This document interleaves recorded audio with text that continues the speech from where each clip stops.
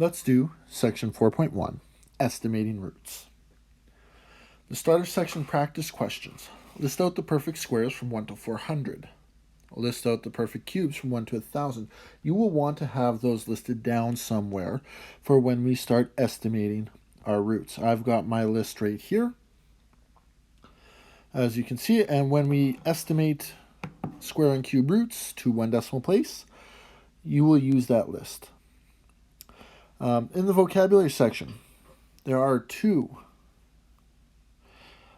different pieces of vocabulary. There's the exact value of a number, and then there's the decimal approximation. Now, sometimes the exact values are the same thing as the decimal approximation. For instance, 4 is an exact value, 4 apples. It has a decimal approximation of 4. It's the same number. Certain numbers do not have accurate decimal approximations. That's why they're called approximations. Take the number pi. Pi is a number. We represent it by that symbol. And that symbol represents the ratio of the diameter of a circle to its circumference. Our decimal approximation for pi is 3.14. Pi does not equal 3.14, but pi is close to 3.14.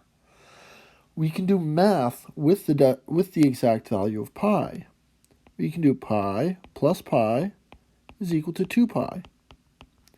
And we can save ourselves the work of having to write out all the decimals. Likewise, the square root of 2 is an exact value. But the square root of 2 also has a decimal approximation of 1.41. Now, we can do math with the exact value of the square root of 2. The square root of 2 plus the square root of 2 is equal to 2 times the square root of 2. That saves us having to work with imprecise decimals. So you need to know the difference between the exact value and a decimal approximation. We can also do a fraction, 1 over 7. That is an exact value, 1 over 7. It has a decimal approximation as well, 0.14. 1 over 7 is not equal to 0.14, but 1 over 7 is about 0.14. So there's the difference between exact value and decimal approximation. Now let's look at the basics. We're going to estimate these square and cube roots to one decimal place. And you're going to check with your calculator. So the square root of 20, we're starting with the square root of 20. I go over here and I look through my perfect squares to where the square root of 20 would lie. It's somewhere between 16 and 25. Now the square root of 16 is 4, and the square root of 25 is 5. So the square root of 20 has to be between 4 and 5. So I think to myself, well, is it closer to the 16 or is it closer to the 25? The square root of 20, I'm going to approximate it to 4.4. I'm going to check with my calculator to see how close I am. And the square root of 20, according to my calculator, to 2 decimal places is 4.47. So I was pretty close. 4.5 would have been a better approximation, but 4.4 is close enough. All right, so now let's take a look at the square root of 55. I go to my perfect squares and I see 55 is somewhere between 49 and 64. The square root of 49 is 7, and the square root of 64 is 8. So the square root of 55 has to be between 7 and 8. So I think to myself, is it closer to 49? Is it closer to 64? Is it about in the middle? Where is it? And it's closer to 49. It's only 6 away from 49. Well, it's 9 away from 64.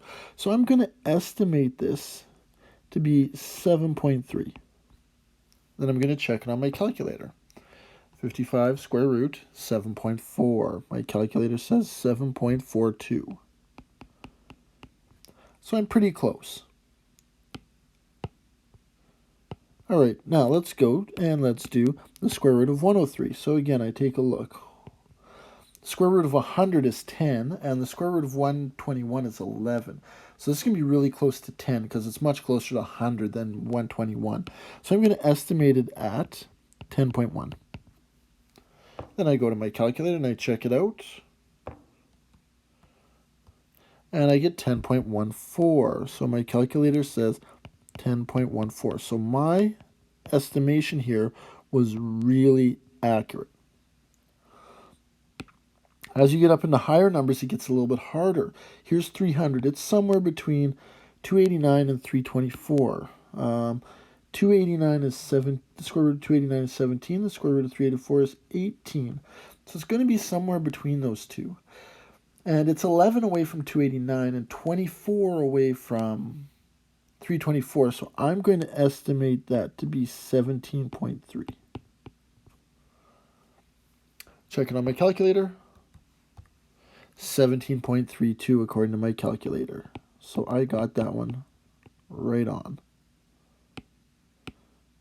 Give myself 2 check marks for that guy.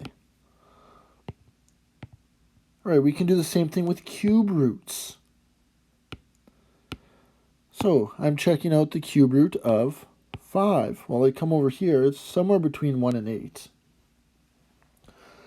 The cube root of 1 is 1. The cube root of 8 is 2. So the cube root of 5 has to be between 1 and 2.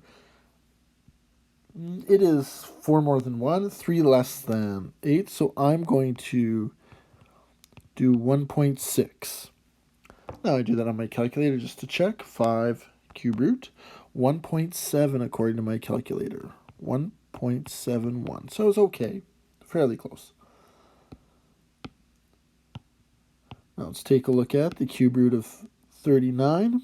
It's going to be between these two. Now, 39 is 12 more than 27 and 25 less than 64. So I'm going to take a guess. Well, the cube root of 27 is 3. The cube root of 64 is 4. I'm going to take a guess. Since it's closer to 27 than 64, it'll be about 3.3. Now I go to my calculator. 39 cube root, 3.39. 3.39. So that's pretty good. 3.4 would have been a better approximation.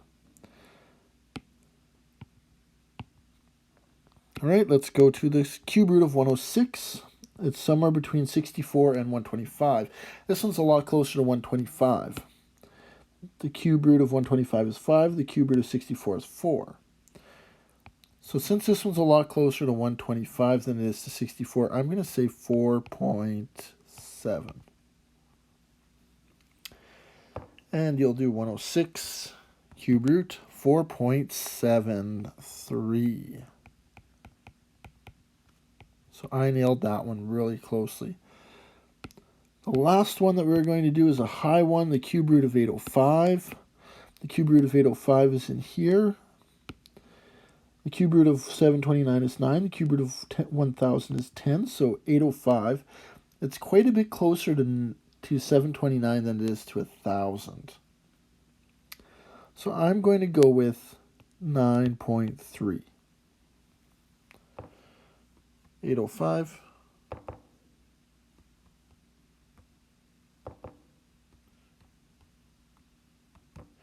9.30. So I got that one very close.